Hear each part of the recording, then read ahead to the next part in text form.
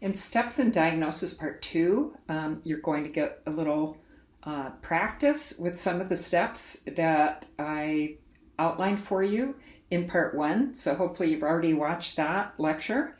And we'll start by reviewing the steps that I covered in Part 1. So you'll hopefully remember that the very first step that you need to do in order to diagnose a plant problem is to figure out what's normal about the plant. So learn something about the plant if you're not familiar with it. And then once you know what's normal, you can describe what's not normal. You can look for patterns, and you'll also want to get some information on how the timing was for symptom development, if it was gradual or sudden, and ask relevant questions about the history of the plant. And you'll also look for signs of pathogens or insects, consult the literature, and then put it all together to try to figure out what the most likely possible causes of the problem are. So those are the general steps, and this presentation is going to give you a little more practice with two of these steps, a little bit with describing symptoms, and some more with looking for patterns, which we learned in Part 1 is really important for distinguishing biotic from abiotic problems. So let's get started. And especially with this presentation, I recommend that you stop the recording when I ask you a question so that you can take time to look at the pictures, think about what you think about the different pictures that I've shown you, and try to answer the question on your own before you turn the recording back on and listen to me sort of answering my own question. So let's start by describing the symptoms that you see on these different leaves. We've got a geranium leaf in the upper left-hand corner, and the lower left we have a coral bell leaf. In the middle at the bottom we have some mountain laurel leaves, and on the right on the bottom we have a dogwood leaf. And we learned some terminology for describing symptoms in Part 1, and I think you would all agree that these represent the symptom we call leaf spot, which is just discrete dead areas on leaves. But I want you to try to think about how you would describe these leaf spots to someone else. Pretend you're calling a plant clinic on the phone, and you're describing what you see over the phone. They can't see what you're looking at, but you're looking at these leaves. And so take some time to describe these leaf spots to yourself in a little more detail. And I will say, that it can be very important not to forget the details, because I think you can describe these leaf spots in very different ways. So for one, I would look at that geranium leaf and say the spots are very small. They are scattered randomly on the leaf surface. They all seem to have a yellow halo around them when you hold them up to the light. And the center is brown. Whereas on the lower left with the coral bell, those spots have a very different shape from the spots on the geranium leaves. Those are what I would call more angular in shape. And they too are randomly scattered, but they seem to be kind of angular in shape and bounded by the leaf veins. And you might also notice some discoloration, some chlorosis and reddening around the margins of the leaf. Very different looking leaf spot, and a little bit bigger than those leaf spots on the geranium. And then the leaf spot on the mountain laurel is very different again. So these leaf spots I would describe as kind of circular to irregular in shape, with a purplish border and a brown center. And there are a lot of them along the leaf edges, but some of them are in the middles of the leaves, so they're pretty randomly scattered as well.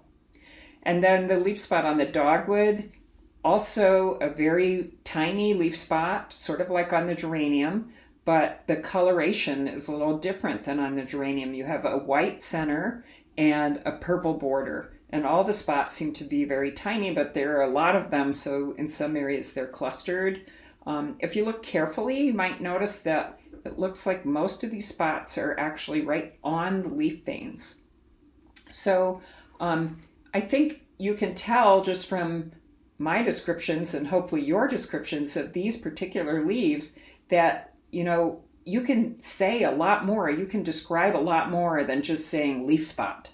And those are the kinds of details that you want to note down when you're diagnosing a problem, and try to make those observations without looking up in the book or looking on the internet to try to see what's out there and what somebody else has described. You want to make those descriptions objectively yourself, and then later you can compare your description to what you read, and you'll feel more confident if you independently came up with a description that matches something that you read later. So don't forget the details when you're describing symptoms. Don't stop with just leaf spot or stem rot or whatever it is. Try to remember to note the details.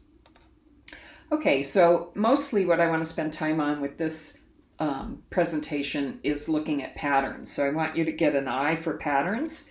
And we talked about in part 1 how the presence of a non-random pattern can indicate usually an abiotic problem.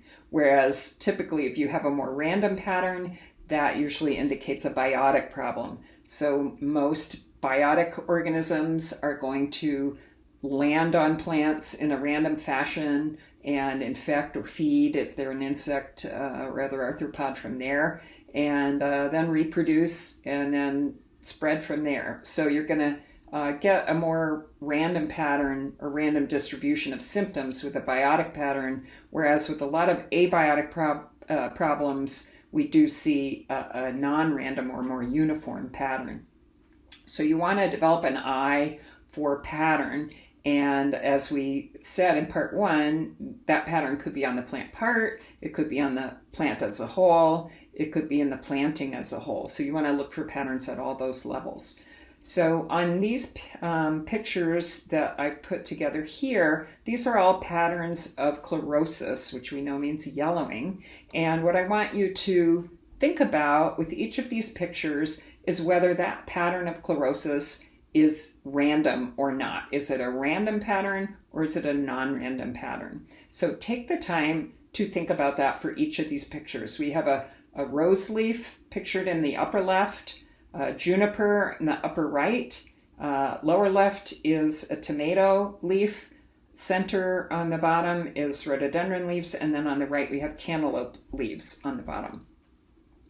So what I would say, if I'm looking at that rose leaf on the top left, that pattern of chlorosis, to me, there isn't really a pattern. It's a random, or I'd call it a random pattern. So it's a random scattering of chlorosis. And we know that from our rule of thumb that a random pattern is typically going to indicate a biotic problem. And in this case, if you decided that was a biotic problem, you would be correct, because this is a viral disease of rose mosaic virus. And we know that a lot of viruses can cause that mosaic pattern on leaves or sometimes fruits of certain plants. So that, information about pattern, whether it's random or non-random, can really help you to decide whether the problem is biotic or abiotic. So our next sample that we're going to look at, I believe is the juniper, and you can look at the chlorosis there, and you can see that most of that chlorosis is on the older needles, which are the interior needles. The exterior needles at the tips of the shoots are, for the most part, green. So I would call that a non-random pattern. So we have the chlorosis kind of concentrated in one part of the plant. So a non-random pattern, by our rule of thumb, is going to be caused by an abiotic problem. And in this case, this is most likely a nutrient deficiency, where some of the nutrient has been mobilized to the newer growth since it's deficient, and now it's deficient in the older needles. And it could be the result of a pH problem. If the pH is too high or too low, then certain nutrients can become either more or less available. So in that case, you'd probably want to recommend a soil test.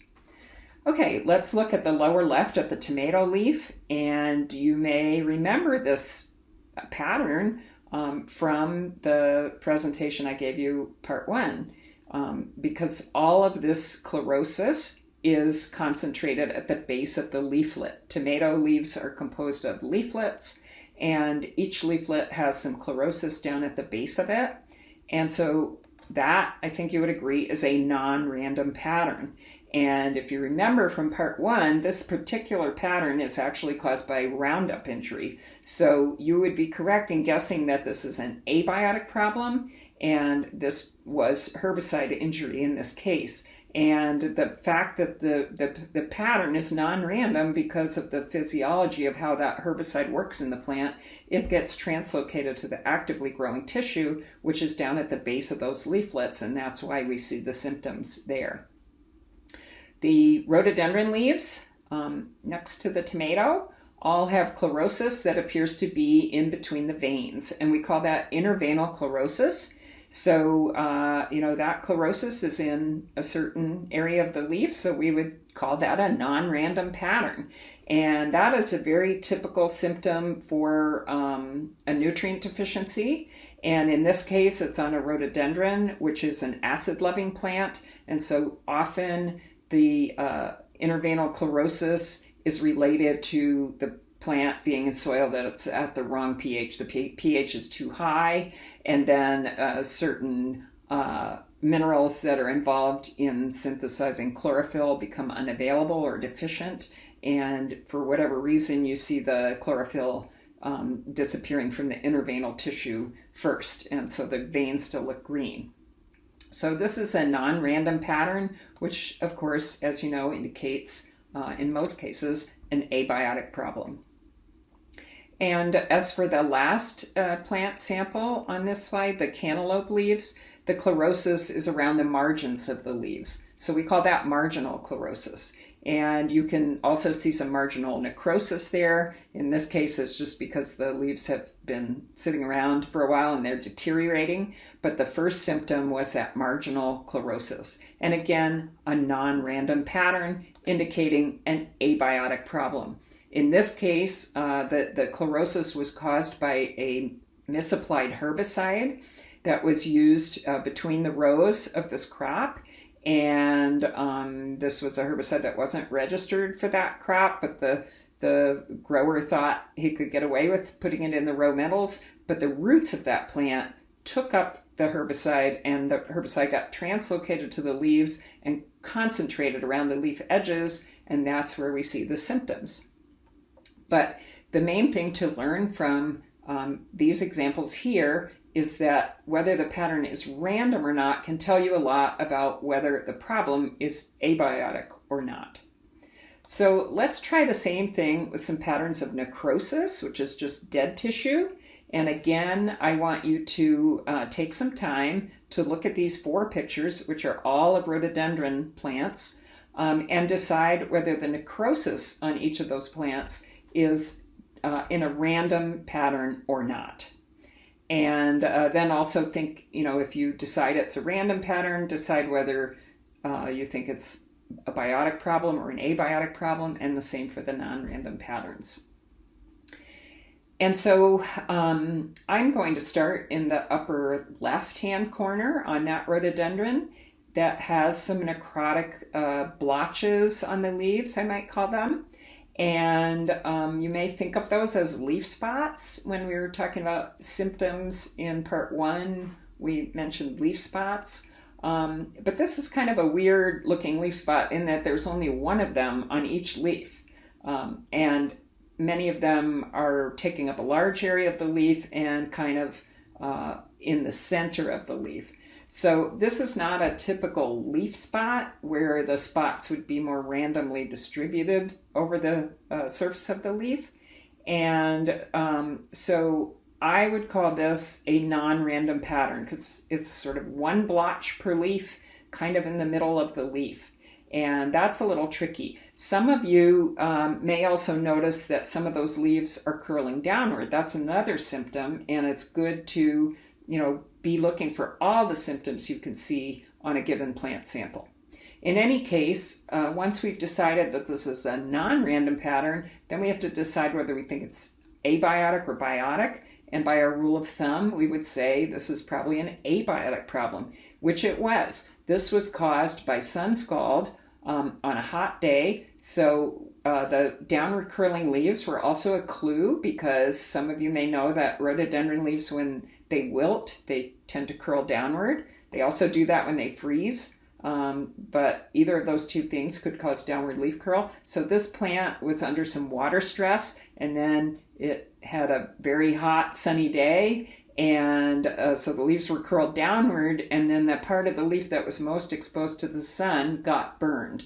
And another thing that you would be able to tell if you had this sample live would be that you could turn the leaves over and see that that browning didn't go through the leaf. For most leaf spots caused by pathogens, fungi or bacteria, the dead tissue will go all the way through the leaf. This was only on the upper leaf surface, and it was sun scald.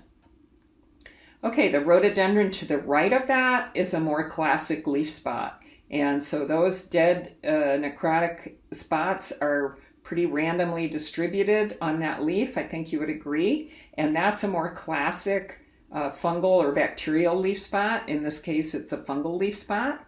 And so it is caused by a biotic problem. Now, if we go down to the lower left, we see some rhododendrons out in the landscape, and the lower leaves only have marginal necrosis and tip necrosis. So that marginal necrosis goes all the way around the tip of the leaf. But you'll notice that the upper leaves on the plant, the younger leaves, are not affected. So if you look at the whole plant in this case, it's really a non-random pattern. And that marginal necrosis typically just means that the plant is not getting enough water. Those leaves are drying out. You may be able to tell from the background that this looks like maybe late winter, early spring. And often when the ground freezes over the winter and water becomes unavailable, those older leaves that remain on the plants dry out. And then the new leaves that come out in spring look fine. So this non-random pattern did indicate an abiotic problem. It was just water stress, probably from the ground being frozen.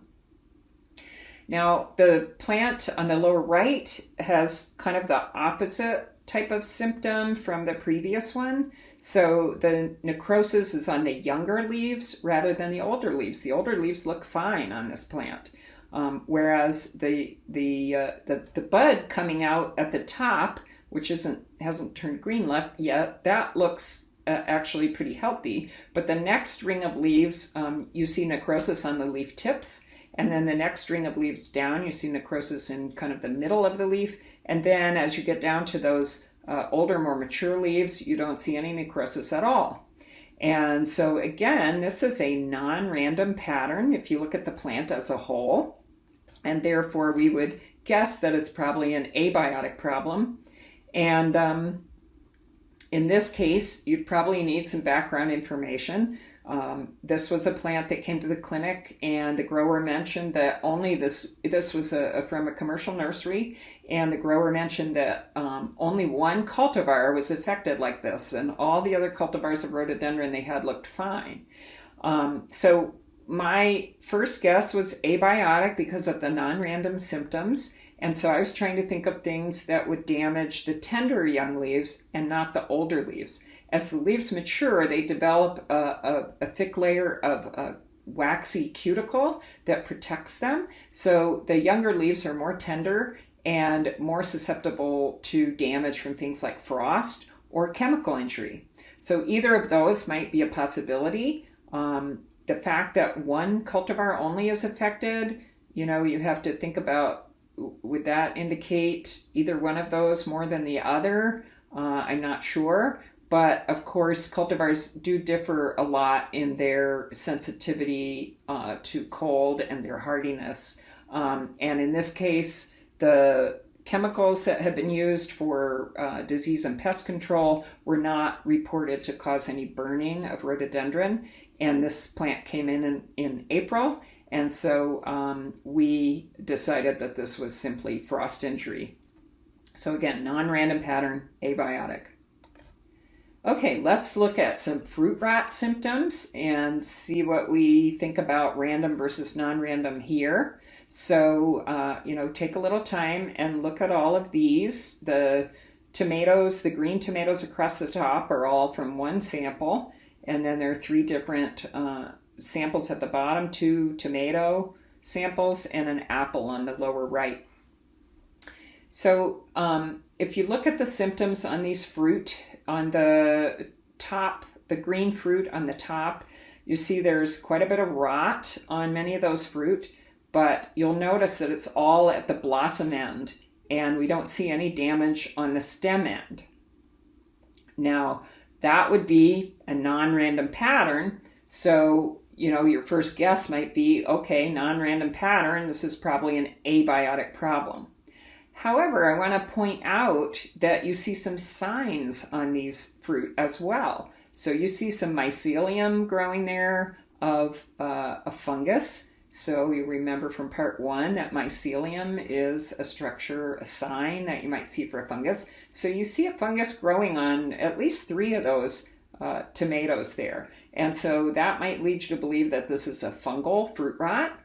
And that might be a good guess, but we always have to remember that fungi can also come in secondarily on dead tissue, and that's what happened in this case. So you want to stick with your inclination, thinking that non-random pattern means an abiotic problem, and in fact this is blossom end rot, which maybe some of you have heard of before. And basically, blossom end rot occurs in response to a calcium deficiency during fruit development. And it may be that there's plenty of calcium in the soil, but if there is a variability in the water availability, that can inhibit how much calcium gets translocated to the fruit. So one thing to do to control this problem is to mulch your plants, water them during dry periods to keep that moisture even, and then you'll have less of a problem with blossom end rot. But again, the non-random pattern works with our rule of thumb, suggesting this is an abiotic problem. The tomato on the lower left has a bunch of scabby-looking lesions. Some of them are clustered, but some of them are scattered. So I would call that a pretty random pattern of these fruit spots on this tomato. And this, it turns out, is a bacterial disease. So it could either be fungal or bacterial. A lot of fungi and bacteria will cause this type of symptom. But in any case, it is a biotic problem. And so now you can go and try and look up those symptoms in a book or online and see if you can figure it out. This is a disease called bacterial spot. Now, the tomatoes in the center picture also have rot on them. They're kind of the opposite of the green tomatoes at the top of the picture. The rot all seems to be emanating from the stem end of the fruit rather than the blossom end, and the blossom end looks fine. So this looks like a non-random pattern, and if we would go by our rule of thumb, we would say that this is most likely an abiotic problem. But I have put in biotic here, so what's going on? Well, this is just kind of a reminder that your rule of thumb is just a rule of thumb. It's not always going to work. And in this case, this is a disease problem. It's called late blight, and late blight is a disease caused by an oomycete. You may remember the oomycetes are organisms, they're pathogens that look like fungi on a culture plate or even on the plant. But they are a very different type of organism. So this is late blight caused by an oomycete. And, I think that maybe it's in a non-random pattern because the stem end of the fruit has some depressions and cracks and areas where water can remain.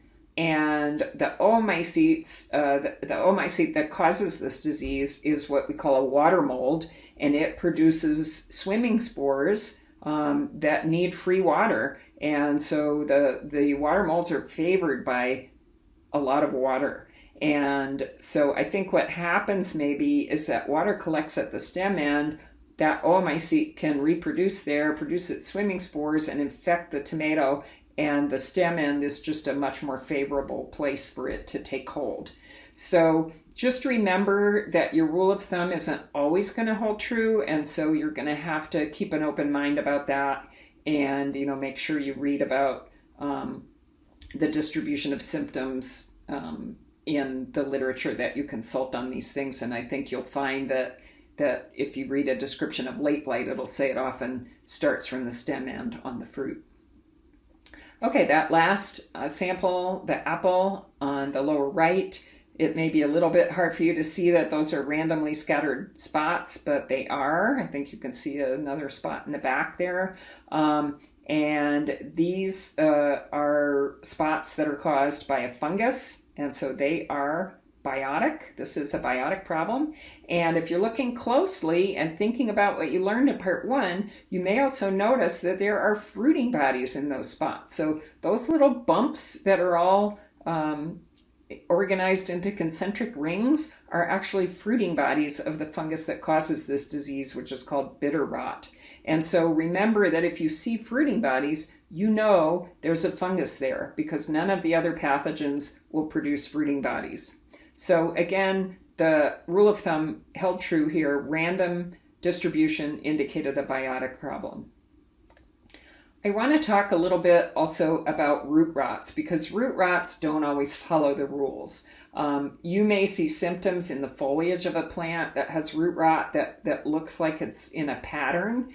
And so it may, say to you that it's an abiotic problem. So for example, we have a Japanese holly pictured in the top picture here, and it's got, dieback in part of the plant.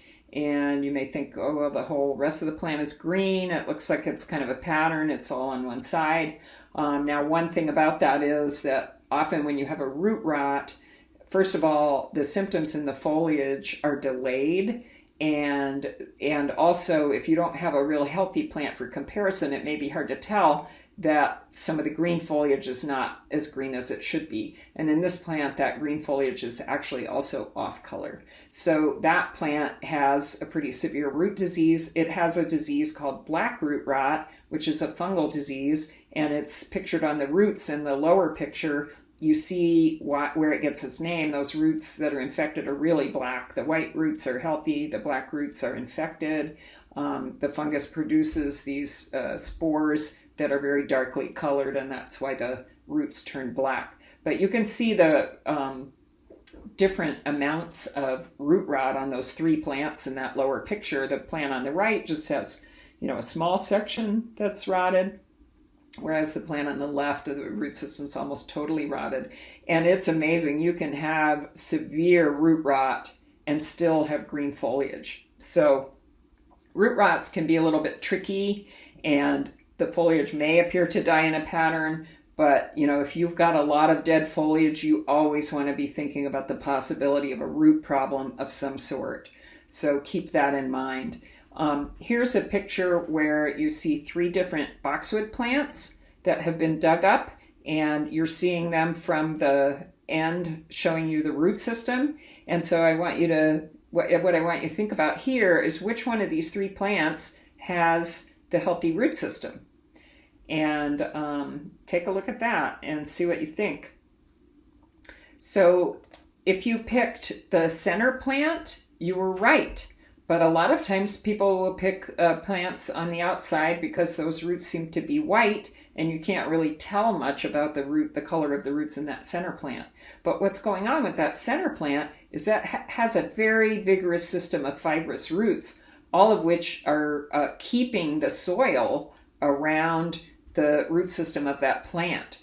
And so those fibrous roots are the most important roots for taking up water and nutrients in the soil, because they have the greatest amount of surface area in contact with the soil.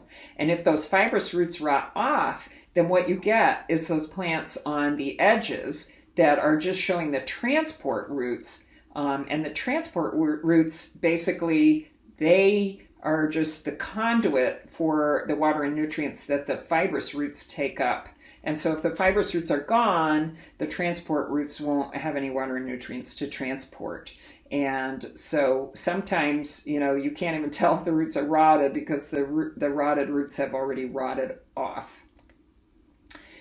So just keep all that in mind when you're examining root systems. The rotted roots may be gone. If they're not gone, if you kind of tug on them and they pull right off, then that usually indicates a rotted root. Or if the outer tissue of the root just pulls right off, that can also indicate root rot.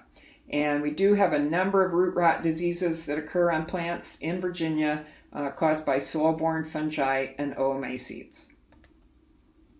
Okay, I want to end this presentation talking about some abiotic problems to be aware of.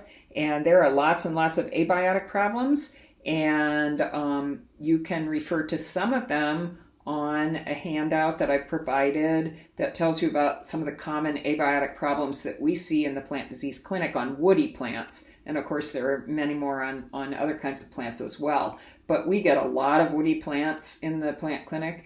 And, a lot of woody plants are in the landscape for many years. And so the problems they have may trace back several years and can be kind of tricky to diagnose. So I wanted to address some of those here so that you're aware of them and know what to look for. So here we are looking at a tree that is embedded in a volcano of mulch, and this is not the proper way to mulch a tree. So if you've got inches and inches of mulch that are piled up around the base of the trunk, then that mulch is in contact with the bark, and it'll keep that bark moist and make it more susceptible to decay organisms coming in there and decaying the bark. And then you can actually girdle the tree. The other thing with a deep mulch layer is that voles, which are small mammals, they like to tunnel through mulch, and they'll feed on the bark underneath the level of the mulch. And so you can pull this mulch away sometimes and find out that the tree has been girdled, and it will slowly die from that. So with mulch is for keeping the root system cool and moist, and a lot of the root system of that tree is out away from the trunk. So you want to put just a couple inch layer of mulch in a donut ring around the tree and not piled up against the base of the trunk. That can end up killing the tree. Here's another problem, kind of related, which is deep planting. And so this is a tree that came into the plant disease clinic whole, and I took that out back, and it had all the soil around the root system, and I chipped away the soil. And I have learned over the years, since this is such a common problem, to mark the original soil line. So what you see marked there is the original soil line when the tree came in, and then I've chipped all the soil away. And one thing that would be good for you to think about is, what do you think about that size of root system for that size of tree? Because what I thought was it's a really small root system. And part of the reason it's small is no doubt because that tree was planted so deeply. So when the roots are that deep in the soil, they don't get enough oxygen, and then the root cells die, and those fibrous roots cannot take up water and nutrients and transport them to the leaves of the tree. And a lot of times, it's like I said, the foliar symptoms on trees and other plants with root problems will be delayed from the actual root problem. So this tree has been under stress for many years, but finally it just, had a big enough canopy that root system couldn't support, and it collapsed. And then the people think that the problem happened suddenly, whereas it's been a problem that's been going on ever since that tree was planted. And this is a very, very common problem with trees. So you want to make sure to think about that when you're trying to diagnose problems with trees in the landscape. Sometimes you can tell if the tree the trunk looks like it goes into the ground like a telephone pole, and there's no flare at the base, right at the soil line, then that can often be an indicator that the tree was planted too deeply. Very, very common landscape problem.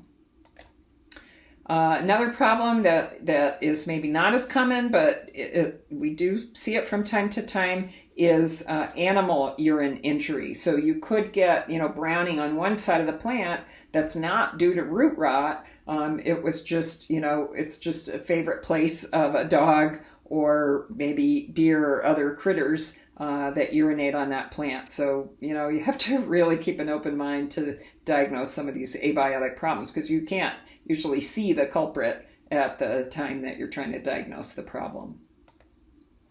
Another very common abiotic problem in trees that I want you to be aware of is girdling roots. And sometimes they're called stem girdling roots, because if they girdle the base of the stem like this, they're basically girdling the trunk. And what happens is the encircling root prevents the trunk or whatever it's girdling from continuing to grow in diameter. And so it eventually chokes off the vascular tissue, the phloem of that stem, and ultimately the tree will die. So this is kind of the fate of many urban trees. I was visiting my stepson in Richmond. He's used to me stopping all the time to take pictures of these horrible looking trees in the urban landscape. And this was one of the ones that we walked by. And, this is not a tree. The root is not girdling this tree because of the sidewalk. The root is girdling the tree because it came from the nursery originally with encircling roots. So a lot of these trees and shrubs are grown in containers in the nursery, and they may be grown too long in the containers. And then once those roots reach the outside of the container, the outer edge, they start growing in a circle. And then they continue to grow in that pattern. And when you pull them out of the container and plop them into the ground, they will continue to grow in that pattern. And they increase in diameter over the years, and you can sometimes see them like this. So this is a very, very obvious girdling root, but a lot of times girdling roots are a little less obvious, and you actually have to dig the tree up to determine that that's the cause of the problem. So if you can see it at the soil line, that's great. In this case, this is a tree that was sent to the plant disease clinic, and it may be a little bit hard for you to see that here, but this tree has encircling roots that are below ground. So you won't always be able to see it from the surface of the soil. But what you will probably see ultimately is a lot of dieback in the tree. So this is a tree that's along the drill field on campus, and I get my students to try to diagnose it every year. And usually people are looking up in the canopy wondering what happened to the branches, but what happened to the branches is caused by a problem in the roots. And here, this tree probably has a couple of problems. Its trunk looks like it's going into the ground like a telephone pole, so it's probably planted too deeply, and it also had some girdling roots that you could actually see at the soil surface. So, it may take years before this amount of dieback to develop, but, then you've wasted all those years of that tree, which probably was stunted and not growing well all of those years anyway, and now you're going to have to start all over. So it's better to start with a tree that does not have encircling roots. If, a lot of times you buy them that way, you can scrape those outer roots loose. You can cut any major girdling roots so that they don't continue to grow in that encircling pattern, and the tree will usually establish itself and be a much healthier tree. I do this every year with my trees, that when we plant a new tree, my husband and I, he's learned it's going to be a longer process than he wants, because I'm going to dig into that root system and look for those girdling roots and cut them before we plant them. Now, one thing you sometimes see is you see flare on one side of a trunk and not the other. So you've got kind of the telephone pole look on one side and the flare on the other. So if you planted the tree too deeply, you won't see any flare. If you see flare just on one side, then that means on the other side, that main root is growing in the wrong direction. It's growing down, and it is most likely girdling below ground. So that is an indication also of a stem girdling root. And here you see the problem. So this is a sample that came into the clinic, and it was dying, a holly that was dying back, and the people thought it was a disease. But basically, you can see what happens. They had this planted in the ground for, I don't know how long, it was over a year. And when they dug it up, it just dug up right in that same pot shape. So one thing that'll happen is if you plant a plant with, that's pot bound and has encircling roots, then even when you water it, the root ball will just shed the water. And so you have a problem with water uptake, you have a problem, a structural problem with how the roots grow, and that plant is just not going to do very well. And I'm telling you, these are really common problems in the home landscape. So don't think that everything on a tree that has dieback is caused by a disease, because most of the time it's caused by one of these abiotic factors. So just a reminder, when you're practicing diagnosis, you want to keep an open mind. And sometimes that's hard to do. If you're more knowledgeable in one area of this continuum of causes of plant problems, then you may tend to favor that as a diagnosis. I personally have my training in plant pathology, so I'm going to, my first thought is going to be one of these types of pathogens that we've talked about, but over the years I've had to learn these other parts of the continuum of diseases and damage and disorders that we see causing symptoms on plants, because if you're going to be a good diagnostician, you have to be aware of all of these things. So I've learned a lot about arthropods and arthropod feeding damage, both insects and mites. And, I've had to become familiar with the symptoms caused by all of these abiotic problems as well. So keep an open mind, and don't forget the herbivores. I mentioned vole feeding, and sometimes you don't think about what's going on underneath the level of the mulch. Here was a plant we got in the clinic that the bark had simply been chewed away under the mulch, and that plant had been girdled. And my final comment will be that, also don't forget the normal things. So don't forget to do that step one where you figure out what's normal for the plant. We get this in a lot. This is a fern sample, and the reproductive structures of the fern are called sporangia, and they are on the lower leaf surface, and they look for all the world like a rust fungus. But if you've ever seen this on fern before, you know that it's normal. So don't forget step one. And, hopefully you'll get more expertise looking at actual plant samples, describing symptoms, looking for patterns, and going through all those steps so that you can make an accurate diagnosis on the plant problems you see.